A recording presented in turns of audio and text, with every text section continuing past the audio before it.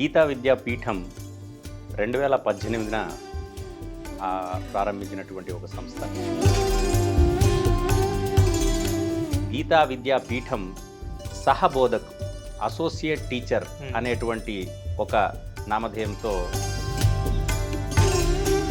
ఇది ఏ వయసు వారైనా సరే చేయడానికి అనువైనటువంటి ప్రోగ్రాం, అనువైనటువంటి కోర్సు. ఇందులో 4 కోర్సెస్ ఉన్నాయి: దేహ, జ్ఞాన, యోగ, జీవ.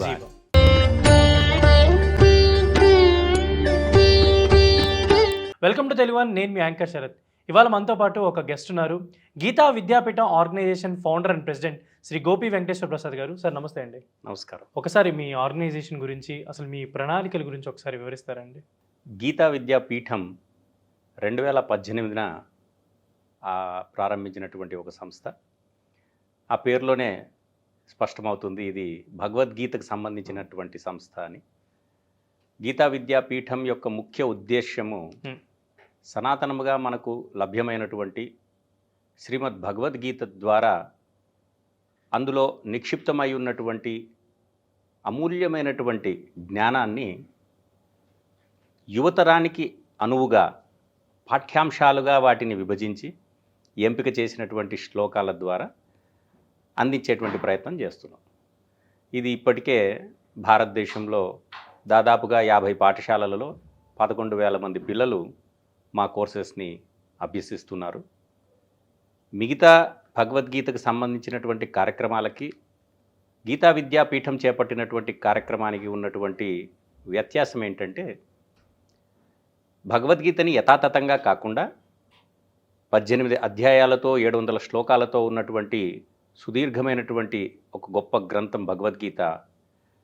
అందులో నుంచి ఎంపిక చేసినటువంటి 140 శ్లోకాలను 17 పాఠాలుగా తయారు చేయడం ద్వారా ఒక విహంగ వీక్షణంలాగా, ఒక బర్డ్స్ ఐ వ్యూ లాగా భగవద్గీతలో ప్రారంభమైన అధ్యాయం నుంచి లాస్ట్ అధ్యాయం వరకు ఉన్నటువంటి కీలకమైనటువంటి అంశాలన్నీ కూడా ఇందులో కవర్ అయ్యి ఉన్నాయి. తద్వారా భగవద్గీత యొక్క విశిష్టత, అందు ఉన్నటువంటి జ్ఞానం పట్ల ఒక అవగాహన కలగడం, తద్వారా దాన్ని ఇంకా చదవాలి అనేటువంటిది, అధ్యయనం చేయాలి అనేటువంటి ఒక స్ఫూర్తి యువతరానికి కలగాలి అనేటువంటిది మా ఉద్దేశం. గీతా విద్యా స్వయం శిక్ష ప్రచారం కోసం మీ ప్రణాళిక ఏంటి? ఎలా ముందుకెళ్తున్నారు సార్? భగవద్గీతను అందించేటువంటి క్రమంలో గీతా విద్యాపీఠం తొలిగా ప్రారంభించినటువంటి స్ట్రాటజీ, వ్యూహం ఏంటంటే, పాఠశాలలు ముఖ్య పాత్ర పోషిస్తూ ఈ యొక్క కార్యక్రమాన్ని వారి వారి పిల్లలకి ఆ స్కూల్లో అందించేటువంటి విధంగా తొలి వ్యూహం ఉన్నింది. అది సక్సెస్ఫుల్గా, విజయవంతంగా మేము సాధించాము. ఇప్పుడు రెట్టింపు ఉత్సాహంతో మరింత వ్యాపకంగా దీన్ని విస్తరించడానికి ఇంకొక ప్రణాళికని యాడ్ చేస్తున్నాం అన్నమాట. ఆ రెండవ ప్రణాళికయే గీతా విద్య స్వయం శిక్ష. స్వయం శిక్ష అంటే స్వాధ్యాయము, సెల్ఫ్ స్టడీ. ఇదేం మనకు కొత్త కాదు. దాదాపుగా డిస్టెన్స్ లెర్నింగ్ అనేటువంటి పద్ధతి ద్వారా మా తండ్రి గారు, వారి తండ్రి గారి సమయం నుంచి కూడా విద్యాబోధన అనేటువంటిది ప్రజలకు అందించేటువంటి ఒక ప్రక్రియ చాలా దశాబ్దాలుగా జరుగుతున్నటువంటి ఒక బాగా ప్రతిష్టం అయినటువంటి ప్రక్రియ. అయితే ఇప్పుడు ఉన్నటువంటి సాంకేతికమైనటువంటి యూట్యూబ్ ఛానల్ ముఖాంతరంగా కావచ్చు, క్యూఆర్ కోడ్సు, ఇటువంటి టెక్నికల్ ఆస్పెక్ట్స్ అన్నీ కూడా ఈ డిస్టెన్స్ లెర్నింగ్ని మరింత ప్రభావవంతంగా చేశాయి. సో వాటన్నిటినీ కూడా అందిపుచ్చుకొని, వాటన్నిటినీ కూడా సమన్వయం చేసుకుంటూ ఈ గీతా విద్యా కార్యక్రమాన్ని, పూర్ణ యోగా అనేటువంటి నామధేయంతో మేము ప్రారంభించినటువంటి ఈ కార్యక్రమాన్ని స్వయం శిక్ష అనేటువంటి పద్ధతి ద్వారా ఆబాల గోపాలం ప్రపంచవ్యాప్తంగా అందించేటువంటి ఒక ప్రయత్నం చేస్తున్నాము. అది మా ఈ నూతన ప్రణాళికగా మేము చెప్పవచ్చు. సార్, స్వచ్ఛందంగా గీతా విద్యాపీఠంలో సహబోధక గుర్తింపు పొందిన వాళ్ళు చేయాల్సిన కార్యక్రమాలు ఏంటి? ఇంతటి ఘనమైనటువంటి వ్యాప్తమైనటువంటి కార్యక్రమం చేయాలి అంటే అది ఒకరో 10 మందితో 100 మందితో అయ్యేటువంటి విషయం కాదు. సమాజం మొత్తం నడుం కట్టి నడిస్తేనే ఇటువంటి బృహత్తరమైనటువంటి కార్యక్రమాలు విజయవంతం అవుతాయి. అందువల్ల గీతా విద్యాపీఠం సహబోధక్ అసోసియేట్ టీచర్ అనేటువంటి ఒక నామధేయంతో సమాజంలో ఇటువంటి భగవద్గీత పట్ల శ్రద్ధ కలిగినటువంటి వారు, దానిని భావితరాలకు అందించాలి అనేటువంటి స్ఫూర్తి కలిగినటువంటి వారు మాతో కలిసి నడిస్తే, వారికి కొంత ట్రైనింగ్ని మేము ఇచ్చి, ఎలా వారు ఈ కార్యక్రమాలని యువతరం వరకు తీసుకువెళ్ళవచ్చు, దీన్ని అధ్యయనం చేస్తున్నటువంటి యువతరానికి చేదోడు వాదోడుగా వారు ఎలా ఉండవచ్చు అనేటువంటి ట్రైనింగ్ అంతా కూడా మేము వాళ్ళకి ఇస్తాము.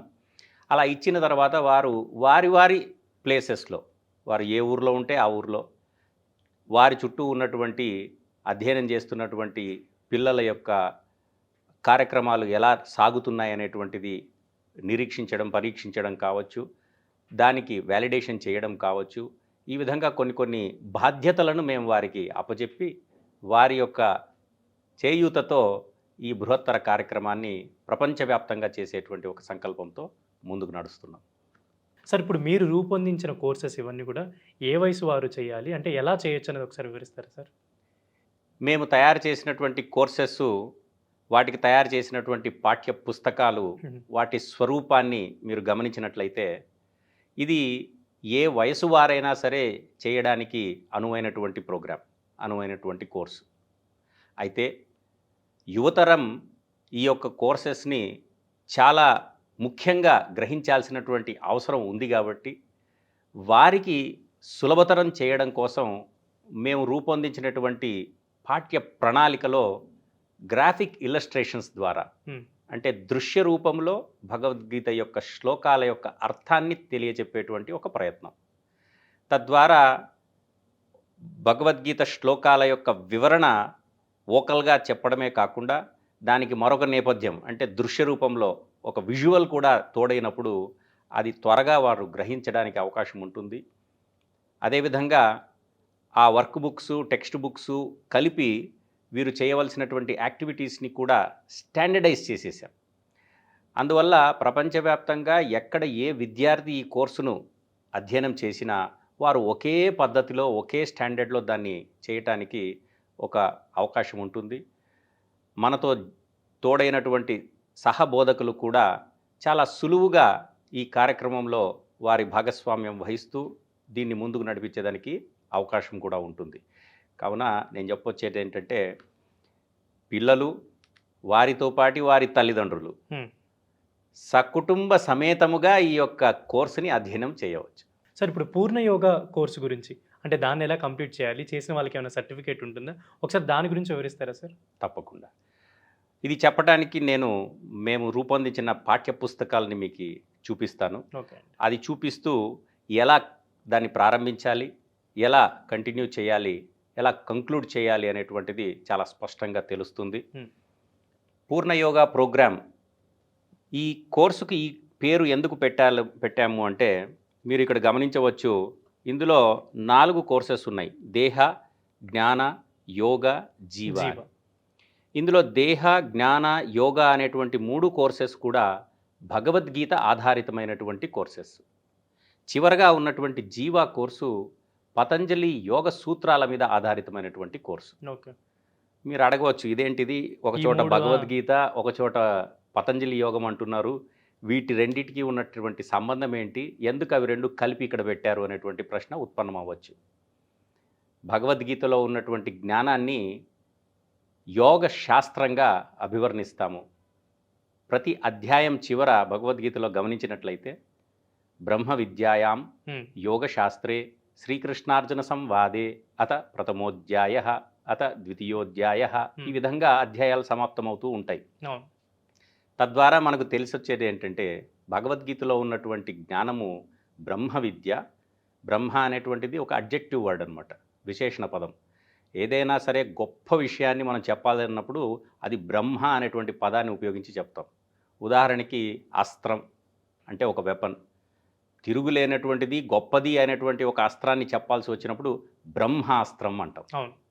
రాక్షసుడు బ్రహ్మ రాక్షసుడు అంటాం, అంటే రాక్షసుల్లోనే చాలా క్రూరమైనటువంటి వాడు, పెద్దవాడు అనేటువంటి అర్థం. ఆ విధంగా విద్యలన్నింటిలో కూడా గొప్పదైనటువంటిది, ఉన్నతమైనటువంటిది, ఉత్కృష్టమైనటువంటిది కావున ఈ భగవద్గీతలో ఉన్నటువంటి విద్యని బ్రహ్మ విద్య అంటాం. రెండవదిగా దాన్ని యోగ శాస్త్రం అంటున్నాం. శాస్త్రం అంటే సైన్స్, అవును. యోగం అంటే మనకు తెలుసు యోగా. ఇప్పుడు ప్రపంచవ్యాప్తంగా ఇంటర్నేషనల్ యోగా డే వచ్చిన తర్వాత ప్రతి ఒక్కరు కూడా యోగా అనేటువంటి పదానికి చాలా సుపరిచితులు. అవును. అయితే చాలామంది యొక్క దృష్టిలో యోగా అనేటువంటిది ఆసనాలు, ఫిజికల్ ఎక్సర్సైజెస్ వరకే వారి యొక్క ధారణ ఉంటూ ఉంది. కానీ యోగం అనేటువంటిది అంతకంటే చాలా విస్తృతమైనటువంటిది. అందులో ఫిలసాఫికల్గా మనిషి యొక్క దేహము, మనస్సు, ఆత్మలను ఎలా యునైట్ చేయాలి, సంయుక్తం చేయాలి, సంఘటితం చేయాలి, తద్వారా ఒక సంఘటిత శక్తితో తాము చేస్తున్నటువంటి పనులను మరింత ఉత్కృష్టంగా, ఉన్నతంగా, విశేషణమైనటువంటి ఫలితాలతో ఎలా సాధించాలి అనేటువంటిదే యోగం అంటే. యుజ్యతే అనేన ఇది యోగ యోగా. అంటారు. ఉమ్. అంటే ఏవైనా రెండు వస్తువులను కలిస్తే దాన్ని యోగం అంటున్నాం. మరి భగవద్గీతలో దేన్ని కలుపుతున్నాము అంటే మనిషి యొక్క దేహము, మనసు, ఆత్మ. ఎందుకు కలపాలి? అవసరం ఏంటి? దీనికి ఉదాహరణగా నేను ఒకటి చెప్తాను. ఒక ఫుట్బాల్ మ్యాచ్ జరుగుతూ ఉంది అనుకుందాం. అందులో ఒక ఆటగాడు తన దేహం ఆ మ్యాచ్ ఫీల్డ్లో ఉంది, మనసు వెనక రోజు జరిగినటువంటి ఏదో సంఘటన గురించి ఆలోచిస్తూ ఉన్నది. అతని యొక్క ఆట ఏ తీరుగా ఉంటుంది? ఒక మోస్తరుగా ఉండవచ్చు, అవును. ఉండవలసినటువంటి స్థాయిలో ఉండదు. ఉండదు. అదే ఇంకొక ఆటగాడు అతని దేహం ఫీల్డ్లో ఉంది, మనసు ఆట మీద కేంద్రీకృతమై ఉంది. ఇతని యొక్క ఆట తీరు ఎలా ఉండబోతుంది? చాలా గొప్పగా ఉంటుంది. కనీసం మొదటి వానికంటే బెటర్గా ఉంటుంది. బెటర్గా ఉంటుంది. అవును. మరి ఇప్పుడు ప్రశ్న ఏంటంటే, రెండవ ఆటగాడు మొదటి ఆటగాడి కంటే భిన్నముగా ఏమి చేశాడు? ఎందువల్ల వాడి యొక్క ఆట తీరు గొప్పగా ఉంది? దాని సమాధానం ఏంటంటే, రెండవ ఆటగాడు తన యొక్క దేహాన్ని, తన యొక్క మనసుని సంఘటితం చేశాడు. ఆ సంఘటిత శక్తితో తన యొక్క ఆట మీద ఫోకస్ చేశాడు. అందువల్ల వాడి యొక్క అచీవ్మెంట్ గొప్పగా ఉంది. మీరు గమనించండి, దేహము, మనసు కలిపితేనే ఇంతటి ఉత్కృష్టమైనటువంటి ఫలితాలు లభిస్తున్నాయి అంటే, ఇక దేహము, మనసు, ఆత్మను సైతం సంఘటితం చేస్తే వ్యక్తి సాధించేటువంటి విజయాలు ఇంకెంత ఉన్నతంగా ఉంటాయి అనేటువంటిది మీరు ఆలోచించవచ్చు. మన చరిత్రలో మహానుభావులు, గొప్ప నాయకులు, యోగులు వీరందరూ కూడా వారి వారి జీవితాలలో ఏదో ఒక సమయంలో తమ తమ దేహాన్ని, మనసుని, ఆత్మని సంఘటితం చేయగలిగారు. కాబట్టే వారు సాధించినటువంటి విజయాలు మానవాతీతంగా ఉంటాయి. సగటు మనిషి దాన్ని చూసినప్పుడు అబ్బా ఇదంతా మనిషి వల్ల అయ్యేది కాదు, వాళ్ళు ఏదో డిఫరెంట్ పీపుల్ అంటారా అని అంటారు. సో మా కోర్స్ యొక్క ఉద్దేశం ఏంటంటే, భగవద్గీతలో ఉపదేశించబడినటువంటి యోగ శాస్త్రాన్ని, అలాగే పతంజలి మహర్షి అందించినటువంటి యోగ సూత్రాలని, ఒకటేమో థియరీ, ఒకటేమో ప్రాక్టికల్, ఒకటేమో సైన్సు, ఒకటేమో టెక్నాలజీ. ఈ రెండు కలిస్తేనే యోగం అనేటువంటిది మనకు సిద్ధిస్తుంది. కావున ఈ రెండింటిని కలిపి ఒక కోర్సుగా అందిస్తున్నాము. యోగాన్ని ఇరు దిశల్లో మేము ప్రస్తుతిస్తున్నాం కాబట్టి ఈ కోర్సుకి పూర్ణ యోగా అనేటువంటి పేరు పెట్టడం జరిగింది. ఇక ఇవి టెక్స్ట్ బుక్లు. ప్రతి టెక్స్ట్ బుక్కు వివిధ భాషలలో చదవటానికి అనువుగా ట్రాన్స్లిటరేషన్ టెక్స్ట్ బుక్స్ తయారు చేశాం. ఇప్పుడు ఇది వచ్చేసి తెలుగు ట్రాన్స్లిటరేషన్. అంటే భగవద్గీతలో ఉన్నటువంటి శ్లోకాలు సంస్కృత శ్లోకాలు, అయితే వాటిని చదవటానికి తెలుగు లిపిని ఉపయోగించి తెలుగులో ఆ యొక్క శ్లోకాలను చదివే విధంగా తెలుగు ట్రాన్స్లిటరేషన్ అంటాం. ఈ విధంగా తమిళ్, కన్నడ, మలయాళం, దేవనాగరి, రోమన్, అంటే ఇప్పుడు ఇంటర్నేషనల్గా ఉన్నటువంటి యూరోపియన్ కంట్రీస్ అంతా కూడా రోమన్ ఆల్ఫాబెట్స్ వాడతారు. సో వారికి అనుగుణంగా రోమన్ ట్రాన్స్లిటరేషన్. ఇంక ఇది వచ్చేసి దేవనాగరి. సో హిందీ, సంస్కృత భాషలు దేవనాగరి లిపిని వాడతారు. ఈ విధంగా 11 విభిన్నమైనటువంటి ట్రాన్స్లిటరేషన్స్ టెక్స్ట్ బుక్స్ని మేము రూపొందించాం. వీటి ద్వారా 33కు పైగా ప్రపంచ భాషలలో ఈ యొక్క కోర్సుని అధ్యయనం చేయడానికి అవకాశం ఏర్పడుతుంది. మరి లిపి అయితే మార్చాము, మరి వాటి ఉచ్చారణ ఎలా పలకాలి? దానికి సమాధానం ఏంటంటే, ఈ పైన ఉన్నటువంటి క్యూఆర్ కోడ్ను స్కాన్ చేసినట్లయితే యూట్యూబ్ వీడియోలు ఓపెన్ అయ్యి ఈ యొక్క శ్లోకాలని ఎలా ఉచ్చరించాలి అనేటువంటిది ఒక రిసైటేషన్ వీడియో ఉంటుంది. అలాగే ప్రతి పాఠాన్ని కూడా 3 భాగాలలో విభజించి వాటి యొక్క వివరణ సెల్ఫ్ లెర్నింగ్ వీడియోస్ని మేము రూపొందించాము. అంతేకాకుండా ఈ యొక్క శ్లోకాల యొక్క ఉచ్చారణ నేర్చుకోవడానికి రిసైటేషన్ ప్రాక్టీస్ వీడియోస్ని కూడా ఇందులో రూపొందించాము. తద్వారా ఇలాంటి ఒక పుస్తకం ఉంటే చాలు, ఒక విద్యార్థి దీన్ని ఖరీదు చేసుకొని దీన్ని తను క్యూఆర్ కోడ్స్ని స్కాన్ చేసి తన మొబైల్ను ఉపయోగించి ఈ మొత్తం కోర్సునంతా కూడా అధ్యయనం చేయవచ్చు. అయితే ఈ అధ్యయనము కొంత యాక్టివిటీస్తో కలిసి ఉంటే ఫలితాలు మరింత మెరుగ్గా ఉంటాయి అనేటువంటి దృష్టితో టెక్స్ట్ బుక్స్తో పాటుగా వర్క్ బుక్స్ను కూడా రూపొందించాం. నేను ఆ వర్క్ బుక్స్ మీకు చూపిస్తాను. ఇందాక చూపించినటువంటి టెక్స్ట్ బుక్ ఒకే టెక్స్ట్ బుక్లో 4 కోర్సెస్ని ఇమిడిచాం. కానీ వర్క్ బుక్ విషయానికి వచ్చేసరికి ఒక్కొక్క కోర్స్కి ఒక్కొక్క ప్రత్యేకమైనటువంటి వర్క్ బుక్ను రూపొందించాం. ఇది దేహాకు సంబంధించిన వర్క్ బుక్, మరి అదేవిధంగా ఇది జ్ఞాన కోర్సుకు సంబంధించిన వర్క్ బుక్, ఇది యోగా కోర్సుకు సంబంధించిన వర్క్ బుక్. ఇప్పుడు దీంట్లో ఒక్క వర్క్ బుక్ను మీకు చూపిస్తూ దాన్ని ఎలా చేయాలి అనేటువంటిది వివరిస్తాను. ఈ వర్క్ బుక్లో మీరు గమనించినట్లయితే భగవద్గీతలో ఉన్నటువంటి శ్లోకాల యొక్క అర్థాన్ని దృశ్య రూపంలో అందించేటువంటి ప్రయత్నం చేశాం. ఇప్పుడు మేము విద్యార్థులకు చెప్పేది ఏంటంటే, ఇలా చూస్తున్నారు కదా ఈ బొమ్మ, ఈ రంగులు ఉన్నటువంటి బొమ్మ, ఇందులో లాగా కింద ఉన్నటువంటి బ్లాక్ అండ్ వైట్ బొమ్మలో రంగులు నింపండి అంటాం. ఓకే. సో ఈ బొమ్మను చూశాడు, ఒక ఇన్పుట్ వెళ్ళింది, రంగులు నింపాడు, ఆ ఇన్పుట్ ప్రాసెస్ అయ్యింది. ఈ బొమ్మ తన యొక్క మస్తిష్కంలో మనసులో ముద్ర వేసుకుంటుందన్నమాట. ఇప్పుడేమంటాం, describe the picture in your words అంటాం. అంటే ఈ బొమ్మను చూశావు, దాన్ని రంగులు నింపావు, ఈ క్రమంలో ఆ బొమ్మను చూసినప్పుడు నీకు కలిగినటువంటి భావన ఏంటి, అది ఇక్కడ రాయమంటున్నాం. దేంట్లో రైట్ ఆన్సర్ లేదు, రాంగ్ ఆన్సర్ లేదు. ఇది కేవలం తన యొక్క ధారణ. అలా ఈ బొమ్మ అనేటువంటిది ఒకసారి ముద్రించబడిన తర్వాత ఆ బొమ్మ ఏ శ్లోకాలను ఉద్దేశించి గీయబడిందో ఆ యొక్క శ్లోకాలను ఇక్కడ చూచి రాయాలి. టెక్స్ట్ బుక్లో ఉన్న శ్లోకాలను చూసి ఇక్కడ ఆల్రెడీ ఏ శ్లోకం రాయాలి అనేటువంటిది దాని యొక్క నంబరు ఇచ్చి ఉంటుంది. అలా వాళ్ళు ఏ భాషలో అయినా రాయవచ్చు. అయితే సార్, ఇప్పుడు ఇది పూర్తి చేసిన వాళ్ళకి అంటే సర్టిఫికేట్ గురించి వాళ్ళకి లాభాలు ఏంటి? ఇప్పుడు ఈ కోర్స్ అంతా పూర్తి చేసిన వాళ్ళకి. అవును. సో ఇలా చేసిన తర్వాత ఇందులో మీనింగ్స్ని కూడా వాళ్ళు చూసి రాసిన తర్వాత ఈ యొక్క వర్క్ బుక్ని ఏం చేయాలంటే కంప్లీట్ చేసిన దాన్ని తీసుకెళ్ళి సహబోధకి చూపించాలి. ఓకే. సహబోధకు దీన్ని చూసి అన్నీ సవ్యంగా చేశారా అనేటువంటిది గమనించేసేసి చివరగా దాన్ని వ్యాలిడేషన్ చేసి ఒక వ్యాలిడేషన్ కోడ్ నంబర్ ముద్రించి ఈ సమాచారాన్ని గీతా విద్యాపీఠానికి అందజేస్తారు. ఆ తర్వాత గీతా విద్యాపీఠం వారు ఆ పిల్లవాడి పేరు మీదుగా ఒక సర్టిఫికేట్ను ఇష్యూ చేసి సహబోధక్కి పంపించడం జరుగుతుంది. సహబోధకు అలా రిసీవ్ చేసినటువంటి సర్టిఫికేట్స్ని ఆయా విద్యార్థులకు అలాగే అయినా ఇవ్వవచ్చు, లేదా ఒక చిన్న కార్యక్రమాన్ని పెట్టి వారిని సత్కరిస్తూ కూడా వారికి ఇవ్వవచ్చు. ఈ విధంగా కోర్సు ఎలా ప్రారంభించాలి, టెక్స్ట్ బుక్ వర్క్ బుక్లను ఉపయోగించి ఎలా కంప్లీట్ చేయాలి, చేసిన తర్వాత ఎలా సబ్మిట్ చేయాలి, తద్వారా ఎలా ఒక సర్టిఫికెట్ని పొందాలి అనేటువంటి కంప్లీట్ ప్రణాళిక ఇందులో చేయబడింది. అయితే ఇప్పుడు ఇది ఈ గీతా విద్యకు సంబంధించి అసలు ఏ దేశాల్లో ఈ కోర్స్ అనేది ఉంది, ఎక్కడెక్కడ చేయొచ్చు అనేది ఒకసారి వివరిస్తారా సార్? ఇది ప్రపంచవ్యాప్తంగా అన్ని దేశాలలో కూడా చేయవచ్చు. అయితే గీతా విద్యాపీఠం త్రిఖండ పీఠం అఖండ పాఠం అనేటువంటి ఒక సంకల్పంతో ముందుకు వెళుతూ ఉన్నది. 3 ఖండాలు, భరతఖండం, ఐరోపా ఖండం, అమెరికా ఖండాలలో గీతా విద్యాపీఠం యొక్క స్థానాలను ఏర్పరచుకొని 24/7 నిరంతరము ఈ యొక్క జ్ఞానాన్ని అఖండ పాఠంగా అందించేటువంటి సంకల్పంతో మేము ముందుకు వెళ్తున్నాము. ఈ 3 కేంద్రాల ద్వారా ఆయా కాంటినెంట్స్లో గీతా విద్యా సహబోధక్స్ని మేము ఆకర్షించేటువంటి ప్రయత్నం చేస్తున్నాము.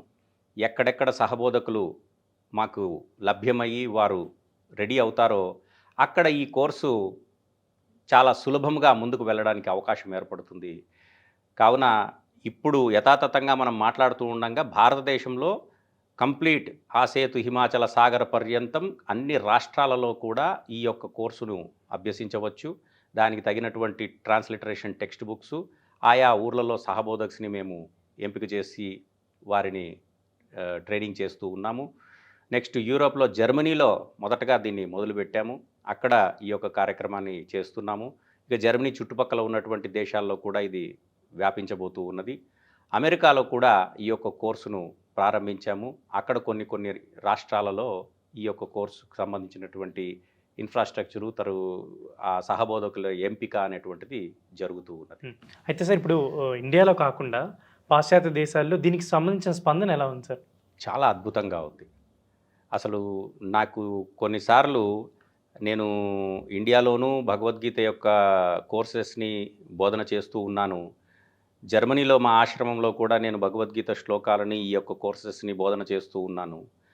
నాకు వారి యొక్క ఉత్సాహము, వారి యొక్క పార్టిసిపేషన్ చూసినప్పుడు చాలా ఆశ్చర్యము, చాలా ముచ్చటేస్తుంది. వారు అంత శ్రద్ధగా ఈ యొక్క జ్ఞానాన్ని అభ్యసిస్తున్నారు. అంటే జర్మనీ వ్యాప్తంగా అందరూ చేస్తున్నారా అంటే అది కాదు. కానీ ఎవరైతే చేస్తున్నారో వారు 100% ఇన్వాల్వ్ అయి చేస్తున్నారు. ఎందుకు చేస్తున్నారు అనేటువంటిది వారితో ప్రశ్నోత్తరాలు జరిగేటువంటి క్రమంలో నాకు బోధపడింది.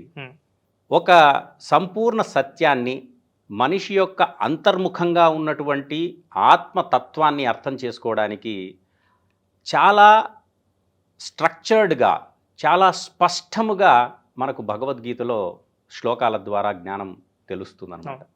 సో ఈ ఇన్నర్ లోపల ఉన్నటువంటి మన యొక్క బాహ్యమైనటువంటి భౌతికమైనటువంటి దేహం కావచ్చు, ప్రపంచం కావచ్చు, మనకంటే పాశ్చాత్యులు చాలా గొప్పగానే దాని గురించి అన్వేషణలు చేశారు, రీసెర్చ్లు చేశారు, డిస్కవరీలు చేశారు. వారి యొక్క సాంకేతిక ప్రజ్ఞ, వారి యొక్క భౌతిక శాస్త్రాలలో ఉన్నటువంటి ప్రావీణ్యము అసలు చాలా గొప్పది. మనం ఇండియా వారిని కంపేర్ చేసుకుంటే కొంత వెనకబడి ఉన్నామని చెప్పొచ్చు. అయితే ఆధ్యాత్మిక విషయంలో భారతదేశంలో ఉన్నంత జ్ఞానము ఇంకెక్కడా లేదు. జర్మనీలో వారు భారతీయులను గౌరవించేటువంటి కారణాలలో మన యొక్క సాంకేతిక విద్య కానీ, మన యొక్క ప్రజ్ఞ కానీ లేదు. మన యొక్క టెక్నాలజికల్ అడ్వాన్స్మెంట్స్ కానీ, మన యొక్క కల్చరల్ అచీవ్మెంట్స్ కానీ ఇవేవి కాదు. కేవలం మనకున్నటువంటి ఆధ్యాత్మిక జ్ఞానం వల్ల మనకు అక్కడ చాలా అయితే వారు ఎక్కువ అంటే భారతీయ సంస్కృతి పట్ల, వీటికి సంబంధించిన వాటి పట్ల ఎక్కువ ఆకర్షితులు అవుతున్నారు ఇటీవల కాలంలో. అది ఎందుకనేది మీరు గమనించారా ఎప్పుడైనా? తప్పకుండా. ఎందుకంటే చాలా మటుక్కి 100% అని చెప్పలేం, కానీ చాలా వరకు భారతదేశం కాకుండా వెలుపలి దేశాలలో ఉన్నటువంటి సామాజిక పరిస్థితులు మెటీరియలిస్టిక్గా ఎక్కువగా ఉంటాయి. The whole world is revolving around materialism. అంత కమాడిటైజేషన్, ఎవ్రీథింగ్ ఈజ్ అ ప్రోడక్ట్, ప్రతి ఒక్కటి ఈజ్ మానిటైజ్డ్, ప్రతి ఒక్కదానికి ఒక మూల్యం. సో ఇదంతా కూడా ఏంటంటే ఒక చాలా భౌతికమైనటువంటి దృష్టికోణం. ఇందులో ఎంత అచీవ్మెంట్ చేసినా ఇంకా చెయ్యాలి అనేటువంటి అసంతృప్తే మిగులుతుంది తప్ప, ఆహా నా జీవితంలో కావాల్సింది నేను సాధించేశాను అనేటువంటి ఒక తృప్తి, ఆనందము దొరకడానికి సాధ్యం ఉండదు. అలాంటి తృప్తి, ఆనందం కలిగేది కేవలం ఆధ్యాత్మిక జగత్తులో మాత్రమే.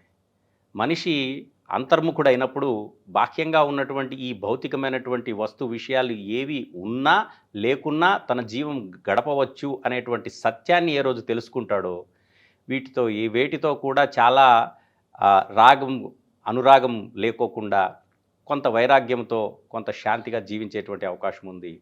ఈ తత్వాన్ని గ్రహించినటువంటి వారు దీన్ని చాలా విపులంగా బోధించినటువంటి భారతీయ గ్రంథాలను చాలా గౌరవిస్తున్నారు.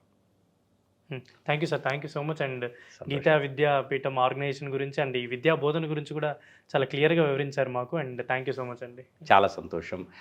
తెలుగు వన్ వేదికగా ఈరోజు ఈ కార్యక్రమానికి సంబంధించినటువంటి సమాచారాన్ని అందరికీ అందించేటువంటి ఒక భాగ్యం కలిగినందుకు తెలుగు వన్ ఛానల్కి, యాజమాన్యానికి నా యొక్క కృతజ్ఞత. Thank you, thank you so much.